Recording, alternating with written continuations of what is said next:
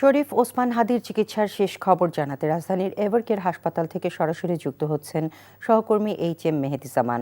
মেহেদী, ওসমান হাদির চিকিৎসার সবশেষ কি খবর আছে আপনার কাছে?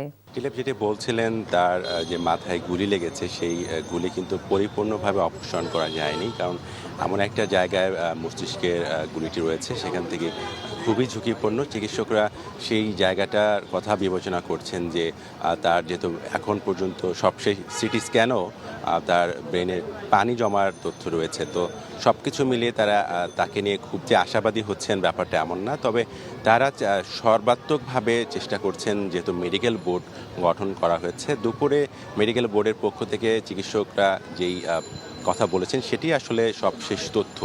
এখন পর্যন্ত আমরা যতদূর জানতে পেরেছি যে তার পরিবারের কথা হচ্ছে যে দেশের বাইরে নিয়ে যাওয়া হবে কিনা, সেই তার রোগীর যেই কেস ফাইল রয়েছে সেই পুরোটাই কিন্তু চিকিৎসকদের মাধ্যমে সেটি বিদেশে পাঠানো হয়েছে। তবে এখন পর্যন্ত কোনো সিদ্ধান্ত হয়নি যে দেশের বাইরে নিয়ে যাওয়া হবে কিনা, সেটা পুরোটাই পরিবারের উপর নির্ভর করবে। তবে সরকার কিন্তু আন্তরিকভাবে চাইছে এবং সব ধরনের চিকিৎসা যেন ওসমান হাদির পরিবার পায়, সেই জায়গাটা তারা নিশ্চিত করবার জন্য সব ধরনের ব্যবস্থা তারা নিয়েছে। এবং এখানে ওসমান হাদির চিকিৎসার যে বিষয়টির সাথে সাথে তার জুলাই আন্দোলনে যারা নেতাকর্মী রয়েছে তাদের যে নিরাপত্তার বিষয় সেটিও কিন্তু উঠে এসেছে। এবং সেই জায়গা থেকে শুধু ওসমান হাদির পরিবার নয়, ওসমান হাদির যে সংগঠন ইনকিলাব মঞ্চ, সেখান থেকে কিন্তু বলা হচ্ছে যে ওসমান হাদির যে উপরে যে হামলাটি সেটি নিছক হামলা হিসেবে দেখছেন না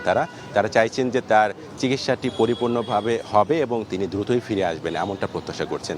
তো এখন পর্যন্ত সবশেষ আপডেট বলতে চার চিকিৎসা এখনও চলছে, নিবিড় পরিচর্যা কেন্দ্রে তিনি রয়েছেন। তো পরবর্তীতে আমরা আরও আপডেট জানতে পারলে আপনার মাধ্যমে জানিয়ে দেব। টিলিপ জানাচ্ছিলেন এইচ.এম. মেহেদী হাসান।